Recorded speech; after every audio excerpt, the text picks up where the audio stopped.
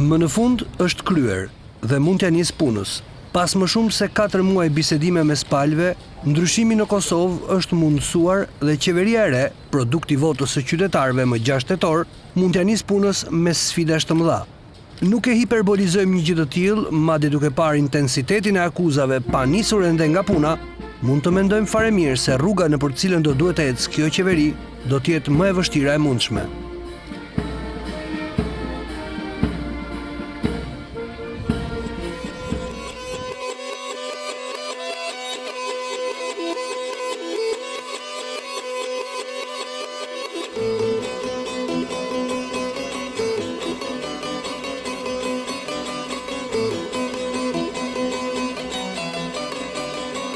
Ke protestuar kundër gjithë shkajet mirë që i ka ndodhur Kosovës. Ke sulmuar policët më të mirë dhe institucionet e Kosovës. Dërsa sot po kërkon të bash kryeministri i kësaj Kosove që e ke quajtur dje dështuar. Ti e përqesh edhe për abuzje flamurin e Kosovës. Por kur erdhi dita jote për pushtet, ti e harrove edhe për buse dhe flamurin e gjakut kombëtar. Ta qiti Gania. Harrohe që ti mund me bane marrëveshje me Serbinë kundër Kosovës. Harrohe. Jo, me dashur mund. Këto harrohe. As ti e as kush, sikur që s'kana lënë tjertë, s'ka mujt me bane shimtaqi. Ti s'ki me mujt me bo kur. Se kana leju hashimin, o ty s'ka shans. Unë e di që këto premtime, këto harrohe, se që ata edhe djemt, edhe bitë u shikës janë gjallë, kur s'kan me la me bo dëm Kosovës. Në vitin 2004, ku VV-ja u themelua, absoluta e saj ishte jo negociata vetëvendosje. Çka sot, Albin? Atë kohë kur po bëhet përgatitja e negociatave të Vjenës për zgjedhjen e statusit të Kosovës, shoku Albin thriste për bojkotim të këtyre bisedime. Sot të gjithë pajtohem se pavarësia e Kosovës ishte rezultat pikërisht i atyre bisedime. Dhe nëse atëherë do të dëgjonin ty, Albin, ndoshta as shteti zot ta kishim. Pritshmëritë janë të mëdha, sidomos në raport me mirëqenien e qytetarëve, të cilët e votuan ndryshimin pikërisht për të realizuar përmirësimin e jetesës së tyre, dhe pritja e gjatë sikur i ka stepur disi. Megjithatë, njeriu nga natyra është optimist. Pritshmëri kemi, kanë dhënë premtime, shpresojmë t'i mbajmë. Ju uroj sukses. Nga do t'ja nisin? Ka plot pa rregullsi që do të mi rregullu. Arsimim, shëndetësi dhe mirëqenie për popullatën që kanë shumë ankesa. Kërkesa kryesore e popullit është mirëqenia. Të ketë kjo popullat një herë për gjithmonë një mirëqenie, pak a shumë të sigurt, që mos na ikin rinia, këto janë gjitha.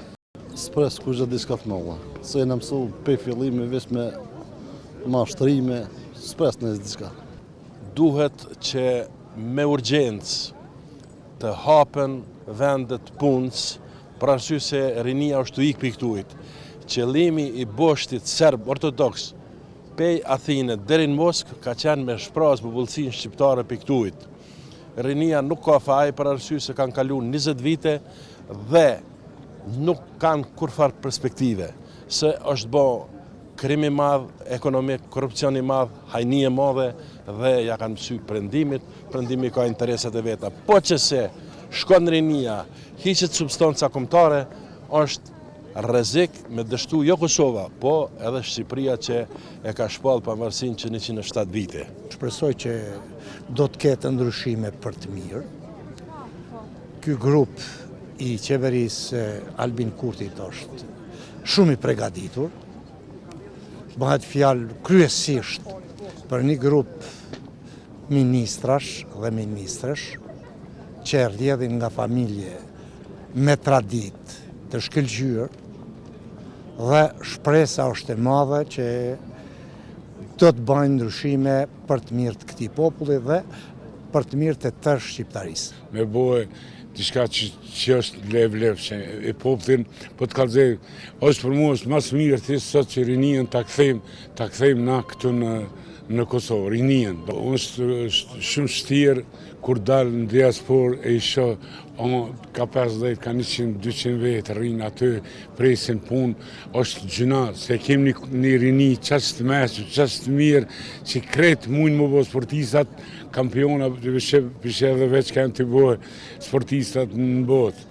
Në vend na, popullin tonë, shtetin tonë, të Kosovës edhe Shqipënisë mujnë me ardhë, me bo bumë. Po duke marrë parasysh premtimit që i ka dhënë zoti Kurti në fushat, siç është luftimi i korrupsionit, investimi në sektorin privat përmes rritjes pagës minimale dhe njëkohësisht zvoglimi i ekonomisë informale, rritja e buxhetit, këto janë pritjet e para, sidomos në aspektin ekonomik, ndërsa në aspektin juridik ka premtuar që do të fillojë një proces të vettingut në sektorin e drejtësisë, po njëkohësisht edhe në sektorin e sigurisë, kështu që këto janë pritjet kryesore, themi, të paktën në 2 vitet e para të qeverisjes së Kurti. Por në lojë janë interesa të mëdha si personale, ashtu edhe të atyre që bëjnë politikën ndërkombëtare dhe përballë të cilëve Kosova është gjithmonë në vështirësi.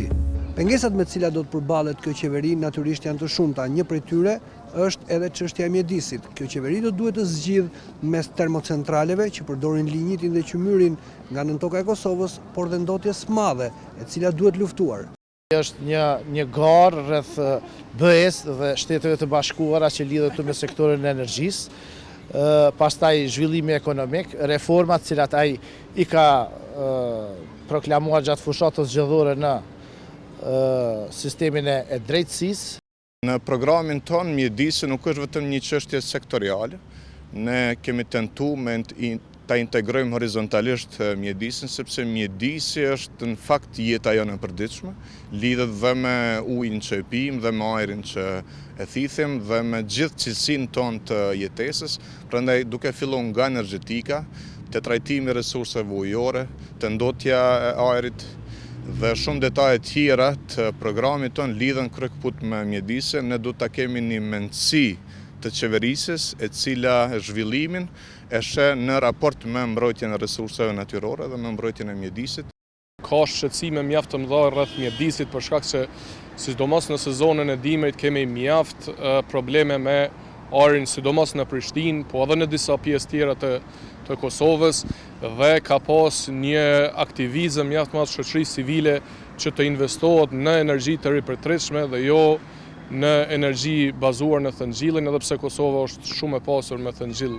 Ka shumë punë Albin Kurti, duhet ja nisë në gjitha undë, për arsye se edhe në brenda Kosova ballafaqohet me varfrit madhe, Kosova ballafaqohet me papunësi, kemtrit që bredhin në rrugëve, nuk kanë të drejtë të udhtojnë dhe duhet të intervenohet me shpejtësi shumë të madhe dhe me profesionalizëm. Por duket se një vështirësi jo të vogël do të përbëjnë edhe kundërshtarët, që ndonse të cilësuar si krau i luftës, tashmë vinë në parlament me një fytyrë më të rinuar, por pa e humbur fare agresivitetin.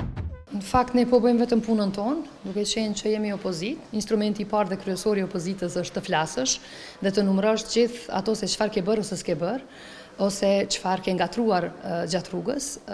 Dhe sot ka qenë shumë e rëndësishme që zotit Kurti për gjithë këto vite opozitarizmi që i ka bërë në Kosovë dhe për gjithë këto lëshime që i ka bërë dhe shkelje premtime që i ka bërë gjatë fushatës zgjedhore dhe gjatë 4 muajve të gjoja marrëveshjes ose harmonizimit të programeve, t'ja bëjmë me dije edhe një herë jo vetëm atij, por përmes foltorës së kuvendit normalisht edhe qytetarëve të Kosovës. Pse? Sepse në fakt shumë nga parimet ose platforma në cilat është rritur dhe është ngritur vetëvendosja dhe zoti Kurti, tani marrin zhvillim tjetër dhe nuk kanë më kuptimin e dikurshëm, sepse mos them janë totalisht kundërshtuese me atë se çfarë shohim sot në kuvend, qoftë si reprezentim, respekt ndaj simboleve të shtetit të Kosovës, flamurit të Kosovës, himnit të Kosovës, institucionit të Kosovës, Republikës së Kosovës. Kosova është në vend me Somalinë, sa i përket Transparency International. Po këta njerëz që na akuzuan e kanë pru këtë vend në këtë gjendje. Të akuzosh një parti politike e cila nuk ka qenë asnjëherë në pushtet dhe njerëzit e tij janë shumë të ndershëm, është këta janë qesharak, mund të them mas pari, edhe s'dyti këta vetë janë keqpërdorues, vetë kanë qenë në afera, partitë e tyre kanë pas kryetar komunash, ministra nën akuzë, sekretar permanent dhe janë shumë qesharak në kuvend. Kur flitet për luftën, ne nuk flasim për një histori në cilën kemi ngecë. Flasim për një histori në cilën e kemi kalu dhe për cilën për të mritë te momenti i pavarësisë Kosovës dhe krijimit të shtetit të Republikës Kosovës, në thonë është derë gjak, ka shumë familje që kanë humbur familjarët e tyre, ka shumë të tjerë që ende presin dhe kanë peng emocionet e tyre sepse nuk e dinë se ku janë familjarët e tyre të zhdukur, ka shumë varë të tjera të cilat kanë mbetur hapur dhe nuk janë sistemuar dhe nuk është marrë me kategoritë ndryshme shoqërore si që janë viktimat e dhunës seksuale në Kosovë, e shumë kategoritë të tjera të cilat i ka prek lufta në një formë ose tjetër. Prandaj, Ne nuk mund të afshim historinë e re për një ardhme më të mirë. Ne duhet të jetojmë historinë e re, të plotsojmë historinë tonë çdo ditë dhe të krijojmë ardhme më të mirë për të rinjt edhe për njerëzit që kanë vendosur të jetojnë në Kosovë. Shumica e njerëzve që shkuan në qeveri nuk kanë qenë asnjëherë në qeveri dhe nuk kishin pse me pas asnjë lloj akuzash, por gjithsesi është e drejtë e opozitës që të ketë mendimet e veta dhe vlerësimet e veta. Ne jemi të hapur për bashkëpunim edhe me opozitën, por do të shohim që pikësparit çojmë përpara projektet dhe idetë tona politike që kemi tashmë pjesë e programit të përbashkët qeverisë, një program i pazakonshëm mes një partie qendrës djathtë dhe një partie qendrës majt, por besoj se do të jetë i suksesshëm. Vetingu do të fillojë në institucionet e sigurisë, në institucionet prokurori, gjykata, shërbim korrektues dhe shërbimin sekret Kosovës. Kjo është, si të them, puna e parë që do të fillojmë intensivisht që të spastrojmë institucionet nga bandita dhe hajnat. Më të moderuar dhe me fytyra më të reja edhe aleatët e vetëvendosjes, por gjithsesi të qartë dhe të vetëdijshëm se sidomos në çështjen e dialogut, por jo vetëm, ata ofrojnë një ekspertizë të paçmueshme. Ka sfida të mëdha, por ka një qendrim përbashkët e cila spari dakordohemi që ka një eksperiencë të jashtëzakonshme të Lidhjes Demokratike të Kosovës në aspektet e negocimit qoftë në ato të brendshëm dhe ndërkombëtar. Ekspertiza e LDK-s dhe po ashtu pasioni që ekziston në të dyja palë që trajtohet në mënyrë sa më dinjitetshme çështja e Kosovës dhe të mbyllet problemi me Serbinë, mendoj se janë pika fillestare të kënaqshme për situatën ku jemi. A do të jetë e lehtë? Nuk besoj që do të jetë e lehtë, edhe për shkak të një lloj polarizimi që ekziston në skenën politike, megjithatë vullneti ekziston dhe ky konsensus do të paraprijë çfarë do veprimi në dialog. E dyta, ne do të intensifikojmë dialogun e brendshëm edhe me serbët e Kosovës, ata janë shtetas të Republikës Kosovës. Si veprimi i tretë, do ta kemi një lloj dakordimi mbi parimet se si do të bëhet dialog. Deri tash dialogu është bërë pa parime, është bërë në mënyrë shumë stihike, edhe aty kanë marrë pjesë aktorë të ndryshëm që më shumë kanë shtyr agenda personale politike sesa që kanë mbrojtë interesin strategjik dhe nacional të Kosovës. Unë e shoh këtë vullnet edhe te lëvizja vetëvendosje edhe te Lidhja Demokratike e Kosovës, prandaj po e shoh një momentum të ri edhe një gatishmëri ndryshe edhe në çështjen e dialogut. Është temë e rëndë. Nuk është e lehtë, po një prej arsyeve pse u bë temë kaq e ndihshme dhe e rëndë kanë qenë problemet tona të brendshme. Kurti deri tash ka jap sinjale që është kundër kësaj vije dhe nuk është për një agjendë të shpejtë që do të zgjidhë marrëveshjen përfundimtare me Serbinë që ka synim njohjen e Kosovës dhe paqen afatgjate apo të përhershme. Kur jemi më të unifikuar, kur kemi parime, kur kemi një plan se ku du të arrijmë me dialog dhe jo dialog për hir të dialogut, atëherë unë besoj që edhe miqtë tanë ndërkombëtar dhe partnerët që janë në lloj ndërmjetësuesi në këtë proces do të kenë një qasje pak më ndryshe dhe pak më të relaksuar në këtë proces. Ne nuk duhet që çështjen e parë të qeverisës ta bëjmë dialogun tani, sepse kemi edhe shumë çështje të tjera, por duhet ta trajtojmë me prioritet shumë të lartë, në mënyrë që edhe çështjen me Serbinë ta zgjidhim një herë për gjithmonë dhe kjo të mos mbetet si barë që pastaj rëndon edhe në procese tjera të demokratizimit dhe të zhvillimit të Kosovës. Por nuk është vetëm dialogu dhe marrëveshja, ndonë se këto janë më të matshmet. Një mori çështjesh të tjera që nga liberalizimi i vizave te mjedisi janë rreshtuar dhe presin zgjidhje. Shumica e rinis këto pjesë të mëdha të politikës apo qytetarëve nuk ju intereson edhe aq, atyre ju intereson ekonomia dhe liberalizimi i vizave, por kjo shihet dhe mbetet ende karrot nga Brukseli dhe diplomacia e Bashkimit Evropian. Nëse kemi marrëveshje me Serbinë, atëherë sigurisht se liberalizimi i vizave do të jenë si dhuratë nga BE-ja, për ndryshe me këtë politikë e cila nuk parashë marrëveshje të shpejt, e cila nuk parashë të futet në këtë agjendën e shpejt të Grenell dhe Brukselit që po duket që po mbështet, atëherë edhe liberalizimi i vizave duket të jetë larg. Nuk mund të zgjidhet me një herë, mirë po nëse forcohet sundimi i ligjit, arrijet të tërheqen investimet e jashtme dhe të subvencionohet ndërmarrësia, atëherë vetvetiu të ri do të rinë më shumë këtu. Dhe normalisht edhe shërbimet shëndetësore dhe arsimore, për shkak se ka shumë familje për shkak të këtyre shërbimeve për familjet e tyre vendosin të udhtojnë. Ndërsa liberalizimi i vizave nuk varet nga qeveria e Kosovës, direkt jo, indirekt pra sundimi i ligjit, edhe pse është vlerësuar nga vetë Bashkimi Evropian që Kosova i ka përmbushur kushtet për liberalizim, megjithatë është çështje politike e disa vendeve, siç është Holanda në Bashkimin Evropian. Procesi i liberalizimit duhet ndodhë dhe do të shohim cilat janë pengesat e fundit që të eliminojmë, megjithëse edhe zyrtarisht nga institucionet e Bashkimit Evropian thuhet që Kosova ka plotësuar gjitha kriteret për liberalizimin e vizave, por kanë qenë probleme kryesisht politike.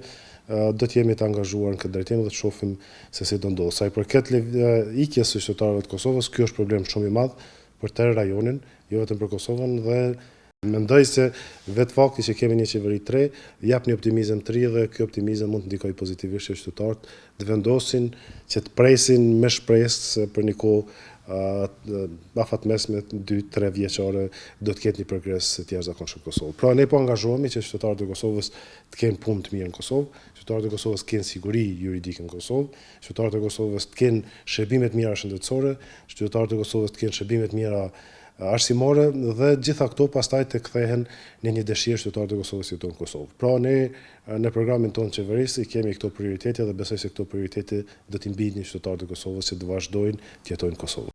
Besoj që ka një raport mes këtë qeverisës dhe nevojës për të ikë, që ajo manifestohet pastaj me dëshirën për liberalizim sa më të shpejt regjimit të vizave.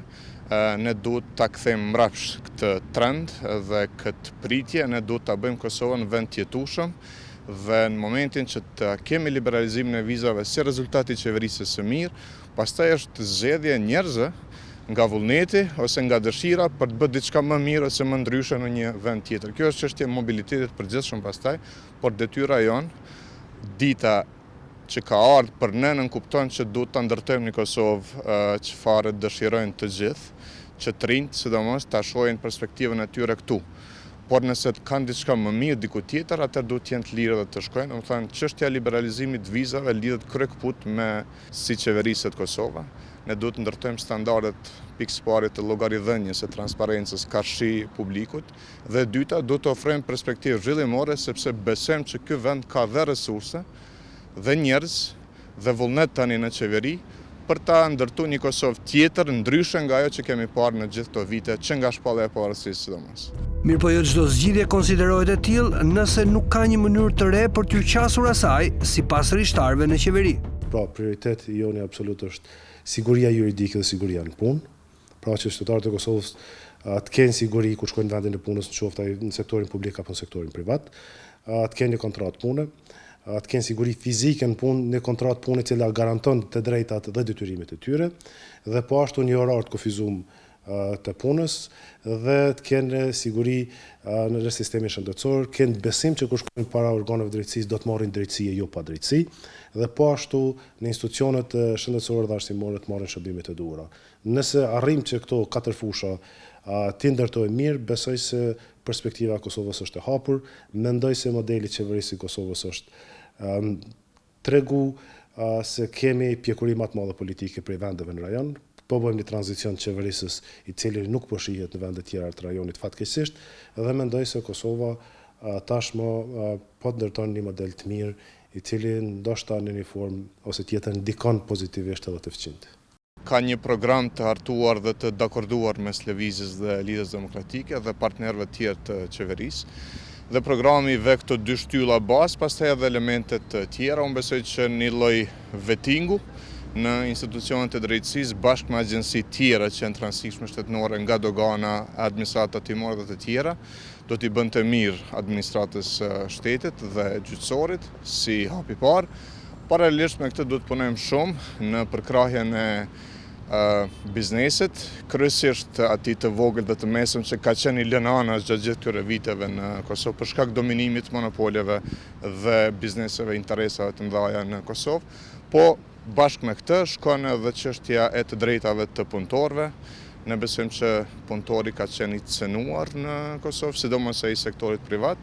Po ne këto janë 2 shtyllat bazë të një qeverisje të re, e cila po besoj që do ta nxjerrë Kosovën nga pika ku ka mbrit gjatë gjithë këtyre viteve të abuzimit me pushtetin që ka ndodhur në këtë vend. Albin Kurti në esencë mendoj që i ka 2 rrugë, sa i përket politikës kosovare, është rruga që ai të jetë një Ramush Haradinaj i ri në politikën e jashtme, apo të bëhet një Hashim Thaçi i ri në politikën e jashtme. Do të thotë një rrugë e mesit, fatkeqësisht nga kjo katrahura diplomatike botnore, pothuajse tashmë për kosovarët nuk ekziston. Por duket se opozita e re nuk e ka të lehtë të përtyp çdo gjë që bën qeverisja e re, aq më pak kur bëhet fjalë për luftën. Unë i kujtoj zotit Kurti që ne kemi qenë gjithë bashk dhe kemi nisur një platformë paralele, një jetë paralele, karshi strukturave dhe platformës institucionale të Miloševićit atko, dhe pavarësisht ngjyrimeve ideologjike që kanë qenë mes shqiptarëve, që kanë rezultuar pastaj në dy vija paralele, po ashtu siç është lëvizja paqësore dhe Lëvizja popullore e Kosovës, e cila më vonë mandej është shndruar në Ushtrinë Qëllimtare të Kosovës, qëllimi ka qenë i përbashkët. Dhe kjo është diçka madhore që ka qenë. Qëllimi ka qenë çlirimi i Kosovës dhe krijimi i shtetit Kosovës, Republikës Kosovës. Dhe sot, çka kemi pa ne tër këto vite pas luftës prej zotit Kurti, ka qenë pikërisht linçim i të gjithë akterëve dhe jetës institucionale në Kosovë. Mendoj që kraji i luftës Kosovë ka dashur në një mënyrë që ta lë Albin Kurtin që të shihet në publik se si qeverisë, kush janë njerëzit e tij, të cilët ai i ka vendosur, sa janë kapacitetet e tij për ndryshim që e ka proklamuar, dhe në thellësi mendoj që kraji i luftës, to partitë e panit që kanë qenë në qeverinë e kaluar, llogarisin që deri te marrëveshja e presidentit mund të ketë zgjedhje të reja. Nuk i vjen fundi krahut luftës, i vjen fundi abuzimit në emër të krahut luftës. Pra, në luftë kemi qenë gjithë. Në luftë gjithë secili qytetar i Kosovës ka qenë në formë apo tjetër i angazhuar. Dhe mendoj se abuzimi dhe përfitimi personal apo grupor, duke përdor këtë kategori të njerëzve me një dëshmëri më të lartë normalisht, ka ardhur në një përfundim. Pra, qytetarët e Kosovës kanë vendosur që këta persona që kanë përfituar për një kohë gjatë në emër të luftës duhet për një kohë të qëndrojnë në opozitë dhe ndoshta të largohen nga skena politike e Kosovës. Pra jemi në fazë 3.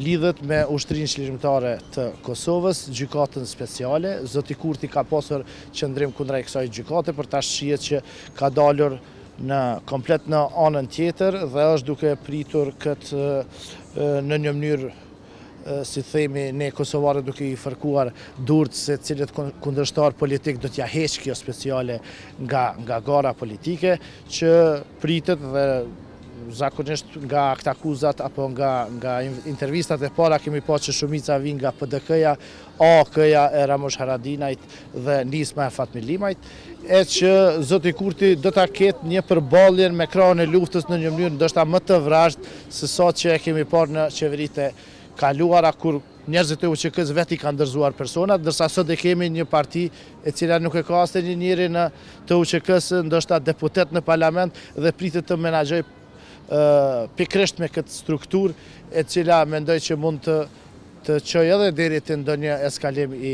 situatës.